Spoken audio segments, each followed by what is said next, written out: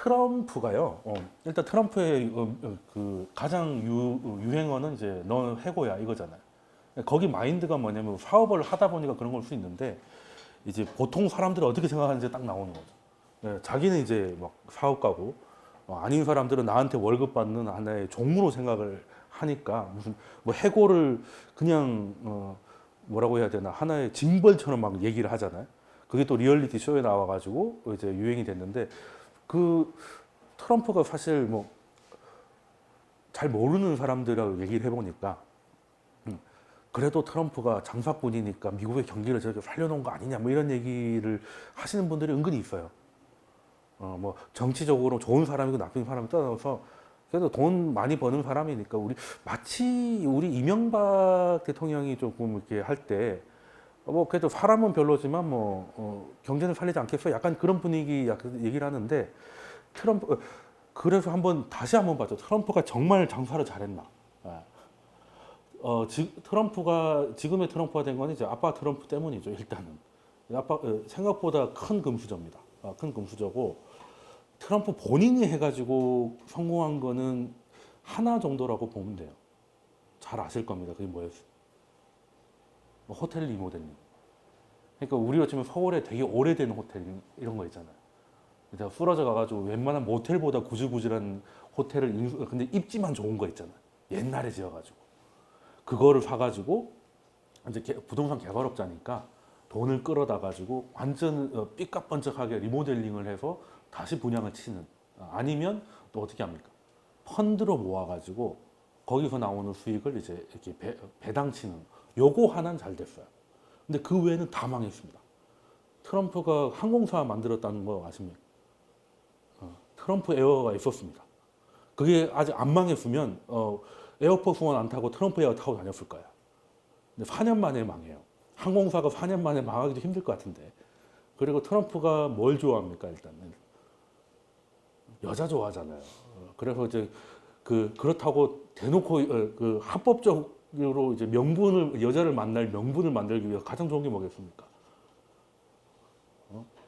뭐 그냥 YG 같은 거 세우는 거죠. 그래서 그 트럼프 엔터테인먼트도 있었습니다. 물론 제정신인 여성 같으면 거기다 소속사 들어가겠습니까? 주인장이 트럼프인데 그래서 바로 망했고요. 뭐 망한 거는 천지입니다. 근데 미국은 독특하게 한번 크게 망하면 그걸 나중에 까주잖아요. 세금을. 예. 그러니까 예전에 한번 엄청나게 날려먹은 게 있어가지고 지금 세금 내야 될 걸 그때 냈다고 다 감면받는 거예요. 최근에는 세금 낸 게 거의 없어요. 예. 그리고 이제 자기 아버지가 뭐 뭘로 돈 벌었다는 건 제가 강의 때 설명드렸잖아요. 뭐 했습니까? 포주했잖아요, 포주. 그것 때문에 트럼프가 돈이 많음에도 불구하고 거기서 주류에 못 들었잖아요. 쟤는 이제 더럽게 돈을 벌었다 이거죠. 뭐 그런 거였는데 또 재밌는 게 요즘 좀 트럼프가 좀 힘들어지는 코엔 아시죠? 그때 변호사였던 코엔이 지금 수사 중인데 미국은 좀 재밌는 게 너 알고 있는 거 불면 이제 내가 깎아줄게 바겐이라고 하죠. 우리나라는 이제 마약 범죄나 가능한 거죠. 협상하는 거. 이거 제대로 불면 5년인데 너 3년만 하게 해줄게. 이게. 근데 미국은 웬만하면 다 돼요. 웬만하면 다 돼서 지금 코엔이 자기가 들어갔는데 트럼프가 원래 사실 변호사는 그러면 안 되잖아요. 예, 의뢰인이 이제 했던 얘기를 이제 자기 살자고 이렇게 하면 안 되긴 하지만 그 사람도 이해가 되는 게 자기가 트럼프를 변호해 주다가 이제 수세 몰려가지고 구속 수사까지 가고 있는데 트럼프는 일절 신경을 안 쓰니까 그 사람도 내 살 길 찾아야지 이런 생각을 할 거 아니겠습니까? 이명박이 지금 구속된 결정적인 게 뭐예요? 그 영풍 빌딩인가요? 영포 빌딩이죠. 거기 두 번째 압수수색 들어갔을 때 거기 다 증거물이 쏟아져가지고 그것 때문에 구속까지 간 거 아니겠습니까? 거기에 다시 가보라고 한 사람이 누굽니까? 비서였잖아요. 최측근이었잖아요. 그러니까 자기가 이렇게까지 딴에는 지켜주려고 하는데 이명박은 걔네들이 다 했다는 식으로 얘기를 하니까 그래서 원래 룰이 있잖아요. 압수수색 한 번 한 데는 두 번은 안 하는. 예. 그런 게 있어가지고 모든 증거를 거기다가 숨겨놨는데 때마침 검찰 수사에서 거기 있으면 가면 있을 거라고 했더니 모아놨는데 와서 다 들고 가버렸죠. 그러니까 이게 참 사람이 안 되려면 또 꼬이기 시작하면 겁나 꼬이는구나 뭐 이런 건데 지금 트럼프도 약간 그런 게 코엔이 지금 아예 공개적으로 발언을 슬슬 하고 있어요. 그래서 이제 실제 박애는 하고 있다는 것도 언론에 다 나오고 있어요.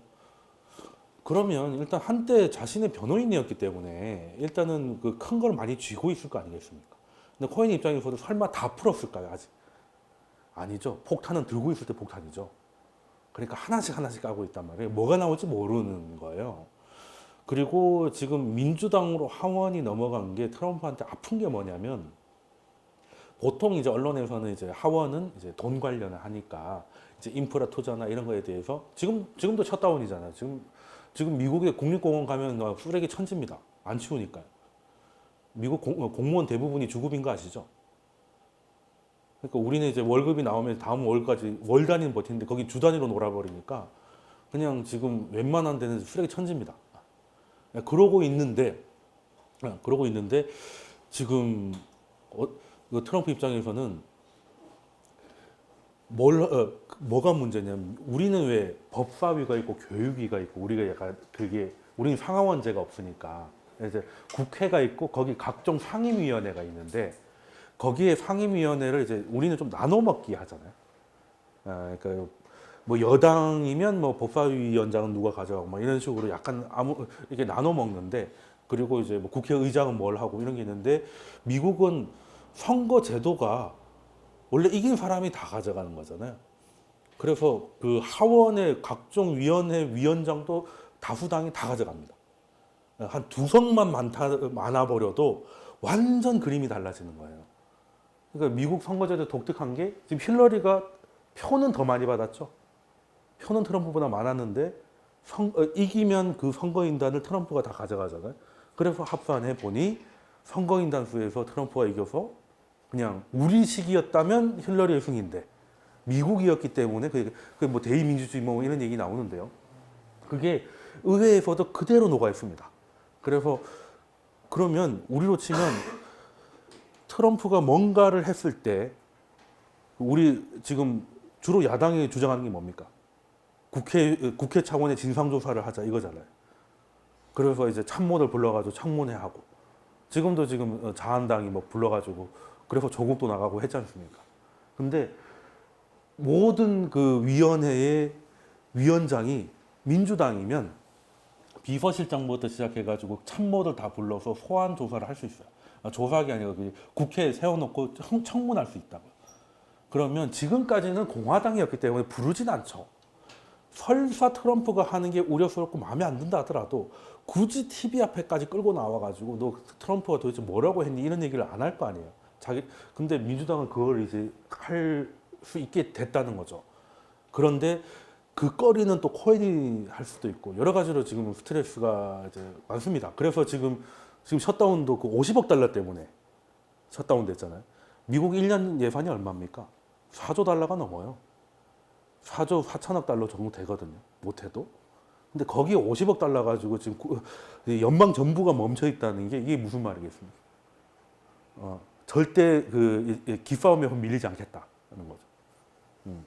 근데 민주당도 원래 셧다운이라는 거는 이제 대부분 쇼입니다. 뭐 금요일 밤에 셧다운 됐다가 월요일 아침에 다시 오픈되는 약간 그런 게 올해도 셧다운이 있었는데 반나절 셧다운 이런 거 있었잖아요. 근데 지금 뭐 어떻게 보면 1년이 넘었죠. 해를 넘겼으니까. 이렇게 긴 셧다운 별로 없거든요. 왜 민주당도 버티고 공화당도 버티는 이유가 뭡니까? 일단 트럼프가 버티고 있고요. 일단은 민주당한테 기싸움에 지면 안 되니까. 근데 민주당에서도 한번 버텨보는 게 이게 언론에서 보통 뭐라고 나오겠습니까? 딱 우리로 치면 이제 9시 뉴스가 딱 시작됐어요. 그러면 미국에서는 제일 중요한 게 셧다운 문제 아니겠습니까? 공무원들이 일을 안 하니까. 그러면 지금 멕시코 장벽 문제의 갈등으로 심화된 셧다운이 며칠째 계속되고 있습니다. 이런 식으로 계속 나갈 거 아니에요. 그러면 멕시코 장벽에 대한 여론이 나쁘면 이 셧다운이 트럼프한테 좋을 게 하나도 없다는 거죠. 쓸데없는 거를 우기는 바람에 나라가 멈추고 있다. 그 민주당은 그게 반응하는 것 같아요. 그래서 한번 버텨보자. 그래서 오늘 트럼프가 오늘 새벽에 그래도 적극적으로 임하겠다고 일단은 약간은 발을 빼긴 했는데 일단 그래서 지금 트럼프가 2년 차하고 3년 차는 많이 다를 겁니다. 다를 수밖에 없을 거예요. 일단은 하원 뺏긴 게 생각보다 큽니다. 생각보다 크고 그리고 상원에서 결정하는 것들은 사실은 트럼프가 아니라 힐러리가 해도 지금 초당적 협력이 나오고 있는 사안들이거든요. 중국을 견제하자는 건 꼭 공화당의 생각, 트럼프의 생각은 또 아니거든요. 방식에 있어서 트럼프가 좀 과격할 뿐이지 민주당도 예전부터 지난 강의 때 말씀드렸잖아요. 민주당도 계속 이렇게 어떤 방식으로든 중국을 배제하기 위한 그런 게 있었고 이왕 여기까지 왔으면 설사 트럼프가 탄핵되고 다른 대통령이 올라와도 이건 계속 갈 거라고 봐요. 여기까지 꺼냈는데 지금 후퇴할 수 없지 않습니까? 그럼 중국한테 지는 건데 그렇게 돼서 지금 좀 고민이 좀 있는데 아무튼 원론으로 돌아오면 지금 시장이 흔들렸던 이유가 트럼프가 그 얘기를 했다고 보도가 나왔어요. 그러니까 파월을 자르고 싶다. 예전에는 뭐라고 했습니다. 내 이럴 줄 알았으면 안 뽑았을 건데 뭐 이런 식으로 했잖아요. 그리고 뽑은 걸 후회한다. 하지만 해고는 안 할 것이다. 하다가 이제 결국에는 해고 얘기가 나왔는데 그러면 보통 이제 백악관 대변이 나와가지고 사실 무근이다. 이렇게 진화를 해야 되잖아요. 근데 부정도 긍정도 안 합니다. 하루 동안. 이게 무슨 말이에요? 그러면 생각은 있다는 얘기잖아요. 아니라고 바로 얘기를 안 하는 거 보니까 할 수 있으면 하고 싶다는 건데 그래서 하루 지나가지고 그리고 급기야는 이제 문우신도 이제 주가 떨어진데 약간 뭐랬냐면 이제 크리스마스 다 돼서 주가가 막 빠지니까 자기 딴에는 이제 시장을 진정시키려고 각 은행들한테 전화를 해요. 각 은행들한테 전화를 해가지고 어떻게 상태 괜찮아요? 괜찮아요? 물어봤는데 이렇게 해서 당연히 괜찮거든요. 왜냐하면 스트레스 테스트를 이미 다 거쳤기 때문에 지금 은행들의 안정성은 생각보다 높단 말이에요. 그래서 그걸 보여주려고 전화를 돌렸는데 이게 금융위기 직전에 했던 겁니다. 금융위기는 나중에 설명드리겠지만 은행들이 먼저 무너진 거죠. 실물경제보다. 그래서 이거 우리 생각보다 은행이 불안하니까 재무장관이 저러는 거 아니야? 약간 이렇게 된 거예요. 오바를 해가지고 이걸 이제 긁어서 부스럼이라고 하는데 이게 각종 그것 때문에 얘도 자를 것이라는 얘기가 나오니까 그럼 이제 누가 남아요? 아무것도 없는 거고 그리고 그 얘기가 나와가지고 급락이 나오니까 다음 날 돼서야 백악관에서 뭐라고 하냐면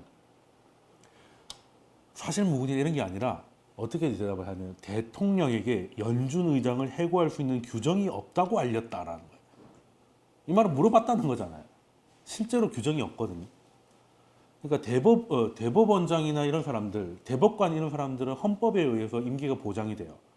그래서 탄핵 절차를 거쳐야 되거든요. 우리도 지금 뭐 사법농단 해가지고 탄핵하자 그러잖아요. 대통령이 아닌데도 탄핵하자고. 탄핵이라고 하는 거는 선출직 공무원이 아니라 이제 그 헌법에 의해서 지켜지는 사람을 중간에 내리게 하는 걸 탄핵이라고 하잖아요. 근데 이제 연준 의장은 탄핵 대상도 아니고요. 그렇다고 임명권은 대통령이 있는 게 맞는데 임명을 하면 상원에서 이제 통과돼 가지고 이렇게 되는 건데 그런 경험이 없다 보니까 법이 없어요. 그러니까 불가능하진 않지만 불가능할 수도 있는 약간 애매한 상태인 거예요. 그래서 이런 상황을 알렸다는 거잖아요. 그러니까 행정명령이나 인사권으로 어떻게 조질 수 없다는 걸 알렸다는 말은 트럼프는 자르고 싶어 한다는 얘기가 되잖아요. 그래서 시장이 드디어 미쳐 돌아가는구나 이렇게 하는 건데 설마 뭐 자르겠어요라고 하는데 문제는 자르는 게 아니라 지발로 나가면 그것도 문제입니다. 내가 더러워서 안 하고 나가버리면 사임은 할 수 있거든요. 사임은 할 수 있는데 그러면 다음 사람을 누가 할 건지는 또 대통령한테 임명권이 있단 말이에요. 그러면 누가 임명이 되겠느냐는 거예요. 누가 임명이 돼요? 딱 그냥 트럼프 꼭두각시가 되겠지. 사실 파월도 왜 갑자기 원래 파월은 선임 되기 전까지만 해도 확률이 좀 낮은 사람이었잖아요. 근데 왜 파월이 됐어요? 트럼프가 연준에 대해서 엄청 꼼꼼하게 신경을 많이 썼거든요. 공을 정말 많이 들였습니다. 연준을 자기 손아귀에 넣으려고. 그래서 첫 번째 옐런을 날렸죠. 그러니까 날렸다는 게 중간에 해고된 건 아니지만 이게 보통 이제 그 연준 의장은 평균 8년 좀 넘게 합니다. 길게 하신 분은 한 20년 한 분도 있고 뭐 1년 한 사람도 있긴 한데 그거는 딱 한 명밖에 없었고 대부분 한 8년 정도 합니다. 그런데 그러면 이제 임기가 8년이 아니기 때문에 이게 롤링을 이제 재임을 하는데 재임 승인을 해줘야 돼요. 임명권자가. 근데 트럼프가 그걸 안 한 거고 옐런은 자기는 재임을 하겠다고 했는데 이제 그걸 안 해주니까 자기는 잘렸다고 얘기를 한 거고요. 옐런을 왜 날렸느냐? 옐런이 지금 트럼프 당선되기 전에 뭘 시작해 고압 경제라고 해가지고 이제 일단 미국이 금리를 이제 일단은 좀 일으키는 걸 시작했잖아요. 그래서 제로 금리를 만들고 싶으니까 쉽게 말해서 트럼프가 원하는 수준의 금리를 할 때 이 사람들은 다른 라인을 갈 수 있다고 해서 그리고 오바마에 의해서 선정됐기 때문에 그게 마음에 안 들었을 거예요. 일단 오바마 선택하면 다시라니까. 네. 그런 다음에 한 명 한 명 다 만났습니다. 한 명 한 명 다 면담을 해가 비공개 면담을 하는데 그 비공개 때 요지가 뭐였겠습니까? 내 말 잘 들을 거니 이거였겠죠. 그러니까 저금리를 원하는 게 아니라 트럼프는 자기가 저금리를 원하면 저금리를 해주고 금리 인상을 원하면 금리 인상을 원하는 걸 해주는 사람을 찾았겠죠. 근데 지금 당장은 저금리였으니까 그나마 좀 뭐 테일러 교수나 이런 사람들은 테일러 준칙을 만들 사람이라 테일러 준칙으로 치면 금리가 훨씬 더 올려야 되거든요. 그럼 아예 그냥 언론에서 얘기 나온 거지 트럼프에는 관심 1도 없던 사람이었을 것이고 그래서 그냥 약간 회색 분자 물에 물 탄 듯 술에 술 탄 듯 한 파월이 적당히 비둘기인 것 같아가지고 뽑았는데 알고 보니까 이 양반이 약간 노태우 같은 사람이었던 거죠. 되고 나니까 이제 돌변했던 거지. 그래서 그 트럼프가 지금 고민을 좀 하는데 원래 사실 그 연준은 처음에 출발할 때 나중에 뭐 설명드리긴 하겠습니다. 그때 설명드리면 되겠구나. 그래서 물론 만약에 파월이 그만두고 새로운 사람이 선임되면 금리는 안 올라갈 겁니다. 심지어 인하될 가능성도 있죠. 근데 당장 금리가 낮아져서 좋아지는 것보다 중앙은행의 독립성이 극도로 훼손되는 게 더 위험한 일이죠. 왜냐하면 시장이 복잡할 때 중앙은행이 날떠버리면 중앙은행 자체가 변수가 되면 시장은 완전 패닉이에요. 그래도 중앙은행이 자리를 딱 잡고 중심을 잡아줘야 뭐 이게 약간 뭐 무역 분쟁이 있든 뭐 이런저런 파도가 있어도 이게 다시 역할을 해주는데 중앙은행이 변수가 되면 시장은 패닉입니다. 늘 한 번도 안 그런 적이 없어요. 중앙은행이 파급력이 가장 크거든요. 근데 얘가 날뛰면 안 돼. 그래서 중앙은행은 웬만하면 가는 길을 계속해요. 웬만하면 핸들을 빨리 돌리면 안 됩니다. 그래서 말 한마디, 단어 한마디 가지고 씨름하는 이유가 있어요.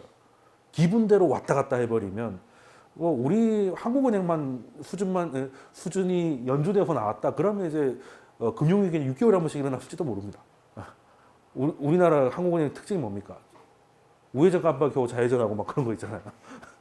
그런 거 한 두세 번만 하면 이머전시에 다 죽어요. 그러니까 금리가 인하되는 것도 이거 언제 다시 급등을 할지 모르니까 불안해서 아무것도 못 합니다.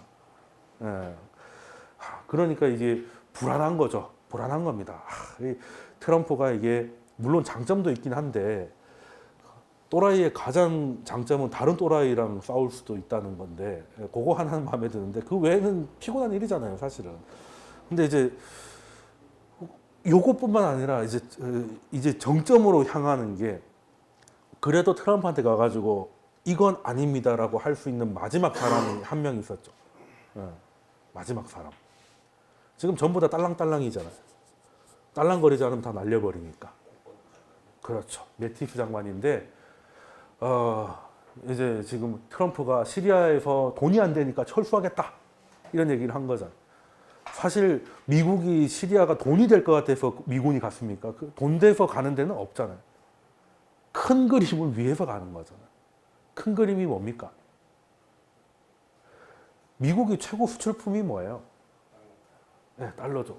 달러는 결국 돈이고 근데 요즘 돈은 뭡니까? 신용화폐잖아요. 이게 믿음이 있어야 되잖아요. 그러면 세계 어디를 가도 사실 못 사는 나라에 갈수록 달러를 더 대접받죠. 동남아 가보세요. 태국 가면 바트화보다 달러 주면 더 깎아줍니다. 신기하잖아요. 그러니까 자국 통화보다 달러를 더 좋아한다니까. 그나마 우리나라가 좀 살만한 게 예전에 동남아 가면 애들이 막 기분이 $1 했잖아요. 근데 이제 좀 바뀌어서 1,000원 하거든요. 한국 돈도 거기서 이제 먹기 시작하니까. 우리나라 많이 큰 거죠, 이제. 그게 가능했던 게 일단은 그 미군들이 뭐 웬만한 나라에 다 가 있으니까 미군들이 무서워서라도 달러 가지고 장난을 못 치잖아요. 그렇지 않겠습니까? 아니 그 사이즈로 치면 위안화도 사이즈 큽니다. 위안화도 사이즈 크죠. 근데 위안화를 가지고 여러분들이 정말 돈이 많아가지고 이제 그 국세청하고 뭐 돈의 싸움을 한다고 쳐요. 몰래 스위스 은행에다가 돈을 좀 넣어야 될 것 같아. 달러로 넣겠어요? 위안으로 넣겠어요? 당연히 달러로 넣지. 위안화 넣었다가 그냥 중국이 어떻게 되면 특히 위안화 보세요. 올해 6.2, 6.9까지 수직 상승하잖아요. 어떻게 될지 모르는 겁니다. 그리고 위안화를 내가 아르헨티나 이런 데 가지고 환전할 때 애를 먹겠어요? 안 먹겠어요? 결국엔 달러로 환전한 다음에 다시 바꿔야 되는 거잖아요. 그러니까 그런 그 달러 베이스를 지키기 위해서 그 반대 진영에 있는 러시아나 이런 애들의 확산을 막기 위해서 미군들이 촘촘히 박혀 있는 거잖아요. 그런 거거든요. 근데 지금 그 큰 그림을 보지 못하고 일부러 안 보는 건지 모른 척 하는 건지 돈 되는 나라, 돈 좀 있는 나라, 미군이 가 있는 나라에서 잘 사는 나라 한 세 나라 있죠. 미군이 주둔하고 있는 나라 중에서 좀 잘 사는 나라. 독일 있고요. 뭐 독일은 그렇게 많이 있지는 않지만 독일 있고 최고 잘 사는 일본 있지 않습니까? 그리고 우리나라도 괜찮아요. 우리나라도 괜찮습니다. 우리 수준으로 주1 미군, 주1 미군 정도 수준으로 가 있는 나라 중에서는 일단 우리가 사는 나라가 한 요 정도 나머지는 나토라고 해가지고 묶어가지고 같이 품바이 하잖아요. 품바이 하는데 아예 그냥 그 개별 국가하고 분담금을 따로따로 내는 한 그 정도인데 그래서 돈 있는 나라들 보고 뭐라고 합니까? 분담금 왜 100% 너희들이 안 내? 우리가 지켜주고 있는데 라고 하고 있죠. 그리고 돈을 딱 봐도 거지라서 돈 낼 게 없다 싶으면 철수하겠다는 거잖아요. 그게 시리아지 않습니까? 그러면 이게 피곤한 일이다. 이 얘기가 원래 매티스가 2월 달까지만 하기로 돼 있었어요. 어차피 2달도 안 남았습니다. 근데 시리아 발표가 나오니까 매티스가 바로 백악관으로 들어가가지고 이건 안 된다라고 했는데 이제 밖에서 소리가 들릴 정도로 싸웠대요. 자주 싸웠습니다, 매티스가. 예전에 매티스 우리나라 관련해서는 트럼프가 그때 뭐라고 했으면 지금이야 러블러브 하지만 불과 1년 몇 개월 전만 해도 북한에 대한 군사적 옵션 계획을 내놓으라고 해가지고 그때 매티스가 뭐라고 반대했어요. 계획 내놓은 게 어디 있느냐. 할 거면 없애버리고 아니면 아예 하면 안 된다는 거예요. 군인이니까 그냥 하다 마는 게 안 된다는 걸 아는 거잖아요. 근데 이제 트럼프는 이제 그걸 가지고 김정은한테 보내주고 싶은 거지. 널 이렇게 죽일 거임이라고. 그러니까 이제 그거 가지고 끝까지 하다가 그때 당시 지금은 집에 갔죠? 누굽니까? 국무장관. 엑슨모빌 출신이었던 그 양반하고 둘이 남아가지고 그 레코드 다 끄고 싸우는데 밖에서도 다 들릴 정도로 치고받고 싸웠다고 그러잖아요. 그래서 매티스 때문에 안 된 거래요. 전쟁이 뭔지 아니까 이 사람은 군인이잖아요. 이 양반은 그냥 위협해가지고 사인 받아오는 게 전문가고. 그러니까 막 대강 겁 좀 줄 건데 뭘 그렇게 심각하게 생각해라고 얘기를 하는 거고. 그러다가 진짜 전쟁 난다니까? 라고 하는 거예요. 언제는 뭐 1차 대전을 하고 싶어서 했냐. 2차 대전도 전쟁을 안 하려고 하다 보니까 터진 거 아니냐. 그러니까 이제 싸웠는데 사실 이제 존 켈리부터 시작해가지고 다 집에 갔죠. 제정신인 사람들. 다 집에 갔. 그래도 철수하겠다고 하니까 사표를 던져. 나도 철수하겠음. 그러니까 언론에서 뭐라고 나와요. 그나마 제정신인 매티스 그만둔다 그러고 그리고 그만둔다 그러면 보통 뭐라고 했습니까? 어차피 2월까지인데 사표 수리를 좀 반려하면 한 2달 끌다가 그냥 적당히 보내주면 되잖아요. 그죠? 우리끼리 싸운 거야. 우리끼리 입 닫으면 되는 거고. 어차피 2월이면 뭐 설 제거하면 금방인데 그렇지 않습니까? 그 사이에 뭐 할 일이 있다고 그냥 대강 있다가 그냥 이침식하고 가면 되지. 근데 트럼프가 열이 받으니까 트위터에다가 바로 얘기를 싸질러 버리죠. 내고 나가니까 가고 있는데 트위터한 거예요. 참 대단하신 분입니다. 이게 원래 헤어지는데도 예의라는 게 있는데 뭐 언제는 뭐 한 예의는 없었죠. 뭐 꼭 어디 외국 가 있을 때 비행기 타고 있을 때 트윗으로 해고시키는 사람이죠. 도착하면 이제 자기는 백수돼 있고 막 이런 거지 않습니까? 그래서 지금 언론에서는 걱정이 이제 많은 게 이제 트럼프가 미치면 말릴 사람이 아무도 없다. 예. 그래서 무슨 짓을 할지 모른다는 건데 그럼 일단 장관이 때려쳤습니다. 그러면 임기가 조금이라도 남아 있으니까 그때까지는 대행이 하고 그리고 이제 다시 장관 임명 절차를 거쳐야 되는데 다음 사람이 누구냐? 다음 사람이 이게 패트릭 셰너헨이라고 이게 차관이었습니다. 차관이었는데 이 양반은 딱 생긴 거 보면 느낌이 오시겠지만 총 한 번 안 잡아본 것 같죠. 그죠? 네, 실제로 총 한 번 잡아본 적 없습니다. 자기 아버지는 이제 월남전 참전 용사인데 그게 다라고. 그게 다고. 근데 어쩌다가 국방부 차관까지 갔느냐? 보잉사 출신이에요. 그래서 이제 그 관련 이제 기술 뭐 이런 게 좀 있어. 특히 근데 그 차관은 한둘이 아닌데 왜 이 사람이 선택이 됐냐면 이 사람이 우주군에 그러니까 보잉 출신이다 보니까 이제 그런 쪽에 그게 있어가지고 우주군을 만들겠다고 하는데 모르겠습니다. 갑자기 지금 2달 만에 우주군을 만들 수 있을런지는 잘 모르겠는데. 그리고 일단 딱 보면 군 경력 매티스는 뭐 군인들 사이에서도 약간 영웅이었으니까 조직 장악력이 있어가지고 이제 할만하고 뭐 이게 됐는데 이 양반은 트럼프도 우습게 보이고 트럼프도 이 양반이 우습게 보이고 이 장성들도 이 양반 우습게 보이는 거예요. 이게 뭐 하다가 온 샌님이야 이렇게 되는 거잖아요. 그러면 이 양반이 국방부를 딱 꽈리를 틀고 뭔가 할 수 있을 거라고는 아무도 생각 안 하잖아요. 그러면 이런 캐릭터가 살아나는 방법은 뭡니까? 트럼프가 하라는 대로 그냥 이거잖아요. 그거밖에 더 있습니까? 근데 트럼프가 지금 군 관련해가지고 뭐 시켜요? 군 관련해가지고 시키는 게 뭡니까? 아까 힌트 말씀드렸잖아요. 방위 분담금. 요즘 또 갑자기 우리나라한테도 뭐 한국은 왜 100%를 내지 않느냐? 그 잘 사는 나라가. 라고. 뭐 트럼프가 우리나라 보고 잘 산다고 하니까 기분 나쁘진 않은데 근데 꼭 트럼프가 이제 잘 산다고 하면 꼭 청구서를 이제 개판할 때만 그러더라고.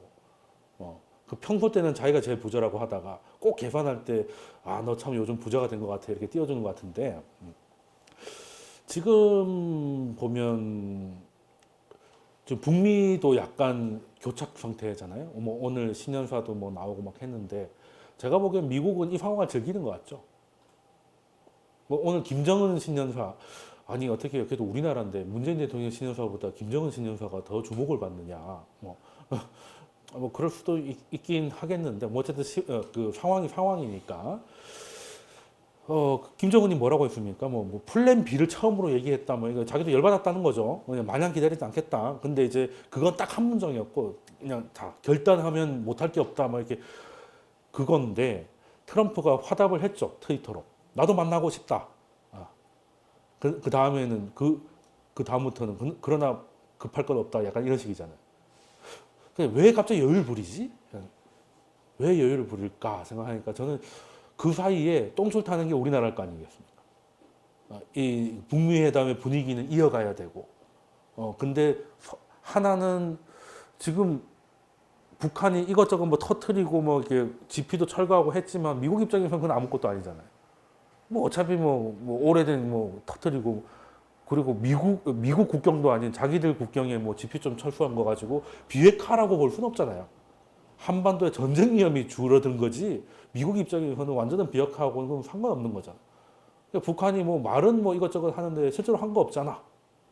라고 미국은 그 얘기를 하고 있고 정작 또 미국은 규제를 하나도 안 풀어줘. 딱 하나 풀어준 게 뭐 착공식 할 때 뭐 도시락 싸들고 가도 된다 뭐 이런 거 있잖아요.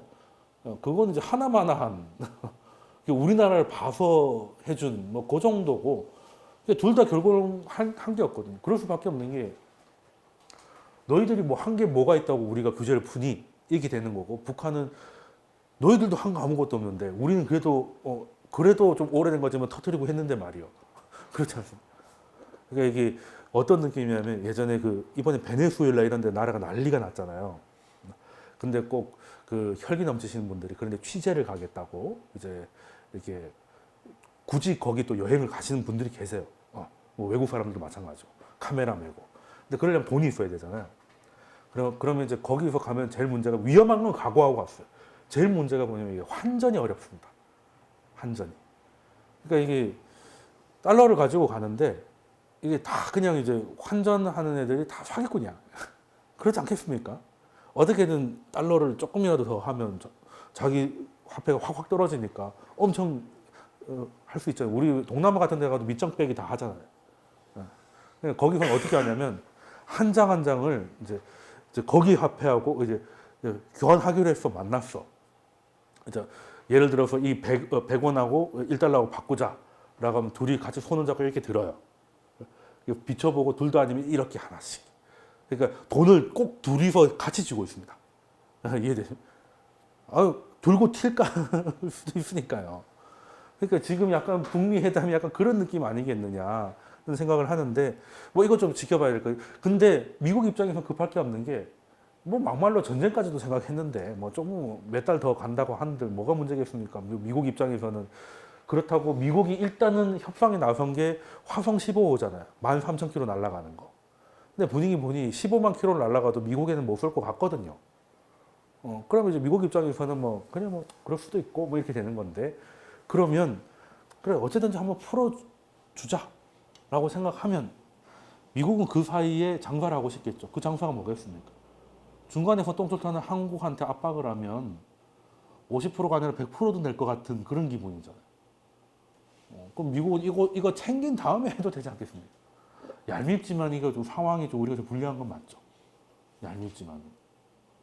이때 또 이제 그래도 매티스가 그래도 고딩이라 그건 양아치 짓이다 이랬는데 그래서 없어지고 양아치를 안 치는 바람에 그분이 꼭 양아치라고 말씀드린 건 아니지만 양아치 역할을 시킬 것 같아서 우리한테는 별로 좋은 뉴스가 아니다. 오히려 그래서 뭐 방산주가 갑자기 막 튀고 그랬습니다. 매티스 잘렸을 때. 이럴 것 같으면 자주국방 얘기하지 않을까 뭐 이런 생각. 돈을 이렇게 주니 그 돈 가지고 우리가 하자 이런 얘기 나올 수 있고 그리고 우리나라 언론에서는 주한미군 철수 뭐 이런 얘기 하잖아요. 주한미군은 지금 2만 몇천 명 정도 있죠. 근데 한 1,000명만 있어도 됩니다. 주한미군이 있다는 게 중요한 거지 많이 있을 필요는 없어요. 1,000명만 있어도 미군이 있는 거기 때문에.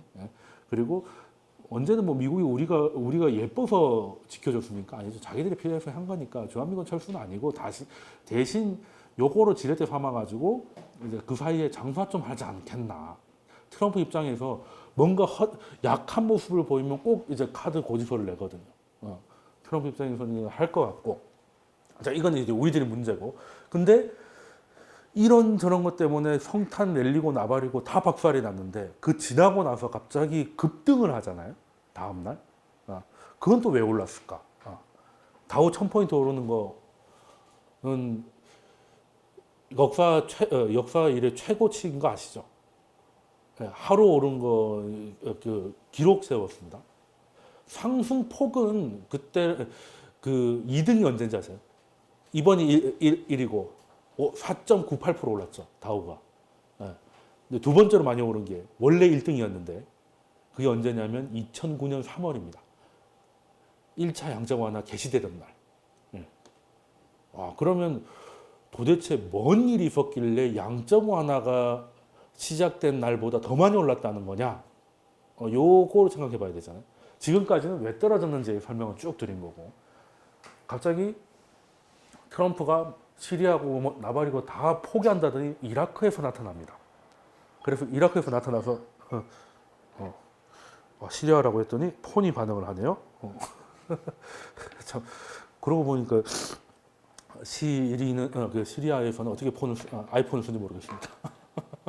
별로 쓸 일이 없는 건가? 이집트에 나타나서 말을 갑자기 바꾸죠. 뭐라고 했습니까?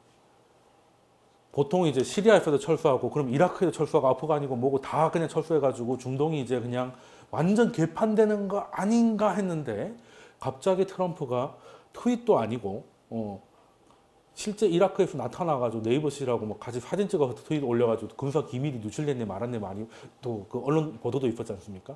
근데 중요한 건 뭐였냐면 이라크를 거점으로 활용할 것이고 시리아도 포기하지 않겠다고 하루 만에 말을 바꿉니다. 그러면 이때까지 트럼프의 이런 행동들 때문에 빠진 게 한꺼번에 감아 올리게 된 거죠.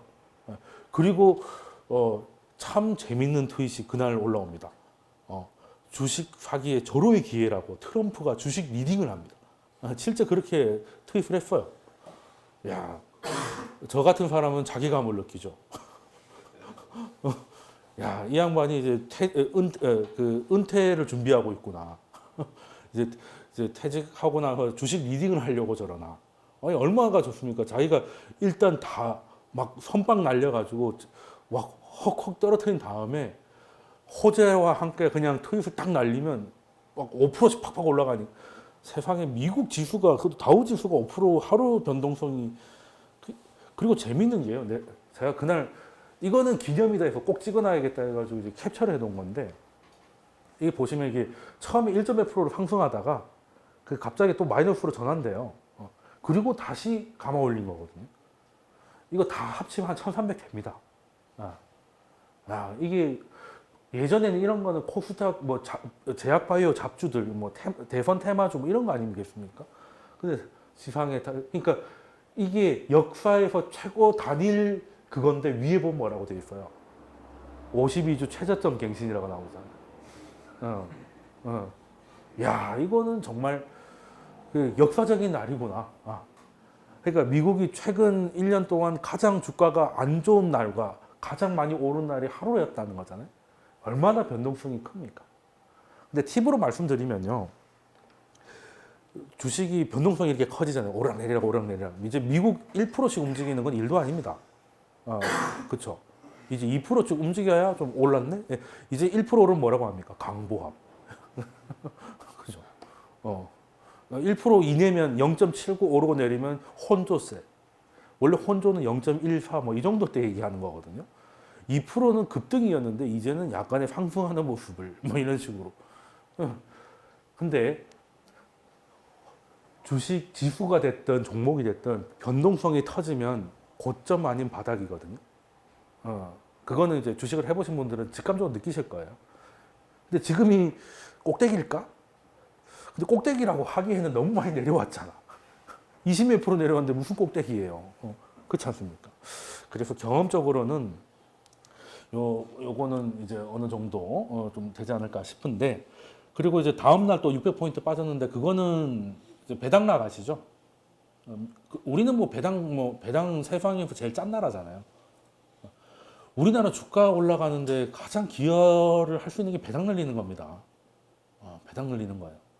근데 왜 이 간단한 걸 가지고 왜 안 합니까? 우리나라 지배구조의 문제예요. 지배구조의 문제. 그러니까 우리나라는 예전에는 다 뭐라고 했어요. 그냥 코리아 디스카운트 하면 저 북한에 또라이가 있어가지고 뭐 이런 얘기도 하는데, 물론 뭐 가끔 뭐 미사일 쏘고 하면 좋을 건 없긴 했는데, 가면 갈수록 이제는 이제 김정은 미사일 쏠 가능성은 별로 없죠. 근데 주가는 오히려 더 토해냈어요. 그럼 코리아 디스카운트의 원인은 다른 데 있는 건데, 제가 늘 말씀드리지만 배당 때문인데, 낮은 배당은 우리나라의 기이한 그 뭐 순환 출자니 나발이니 뭐 이렇게 해가지고 우리나라는 주주가 우선이어야 되는데 오너 우선이잖아요. 아니 그 삼성전자가 누구 겁니까? 주주 거잖아요. 근데 왜 자꾸 이재용 거라 그래? 그렇지 않습니까? 그러니까 오너 중심이다 보니까 오너 중심이면 주주는 피해를 보는 거잖아요. 그러면 이런 데다가 뭐하러 장기 투자를 하겠습니까? 그렇잖아요. 대만이 지금 시장 평균 배당이 4.5% 나온다고 말씀드렸어요. 세금 빼더라도 한 뭐 3% 후반은 나옵니다. 그러면 어차피 예금 넣으니 한 10년 예금 넣는다 생각하고 한 크게 뭐 묻어둬도 나쁘지 않을 거 아니겠습니까? 그렇죠? 떨어지면 배당 수익률이 오히려 더 높아지죠. 주가 떨어지니까. 그러다가 갑자기 주식이 어느 날 고점이다. 그럼 잠깐 좀 팔았다가. 그러면 이제 연기금이나 뭐 생명보험회사라든지 각종 국부 펀드들이 들어와 가지고 자리를 딱 잡아주니까 그게 되는데 우리나라 들어와 봐야 배당을 안 칩니다. 배당을 안 칩니다. 그 재미가 없는 거죠. 장기 투자하는 입장에서는 배당 받는 맛이라도 있어야 되는데 그러니까 우리나라는 그래서 지금 국민연금이나 이런 데서 지금 스튜디오십 코드니 뭐니 해가지고 배당을 강하게 요구를 하고 배당 잘 치는 곳에다가 국민연금이 좀 들어가지고 뭐 이런 걸 좀 해줘야 되는데 이제 하겠다고 하니까 한 번 더 속는 셈 치고 믿어보겠습니다. 2년간은 졸라게 속았는데요. 뭐 바빠서 못했다고 너그럽게 봐주는 걸로 하겠습니다. 이제는 하겠다고 하니까 이때까지 사실 말만 있었잖아요. 근데 이번엔 진짜 좀 해줬으면 좋겠고. 그래서 일단 작년을 돌아보면 3트라고 하죠. 3트 설명드린 것 같은데 2018년은 3트였습니다. 세 번째 3위부터 설명드리고 3위 슬픈 거 비트코인. 비트코인. 두 번째가 뭐였습니까? 여름에 이 얘기밖에 없었던 것 같은데 서울 아파트. 그죠? 그리고 가장 큰 변수는 역시 트럼프였습니다. 그 짧은 그 연말에 있었던 것 결국엔 다 트럼프가 무슨 말을 했고 어디서 나타났고 이것 때문에 뭐 성탄 랠리가 거의 80년 만에 사라졌다가 그 다음 날에 다시 1000포인트가 오르고 이렇게 한 것들이 다 이 양반 때문입니다. 참 이렇게 살기도 참 어떻게 보면 복 받은 사람이에요, 그죠? 이렇게 영향력을 끼치는 것도 그리고 요즘 미국에서는 그런 말도 나온다. 큐셔너 아시죠? 큐셔너 사위. 실세 사위로 유명하지 않습니까? 근데 이제 장인어른을 버거워하고 있다. 뭐 이런 얘기들이 하도 이제 옆에가 말려주는 사람이 없으니까 하도 날뛰어가지고 이제 자기가 그걸 다 받아야 되니까 이제 해가지고 뭐 전화하면 뭐 인상수며 받네 뭐 이런 얘기들이 자꾸 나옵니다. 출장 가고 싶어 한다 그러고 하다못해 그 딸내미조차도 우리 아빠 힘든 사람이다 뭐 이런 얘기를 사석에서 한다는 보도가 있다고 하는데요. 아무튼 나중에 되면 트럼프는 주식 리딩도 하는 최초의 대통령으로 남지 않을까.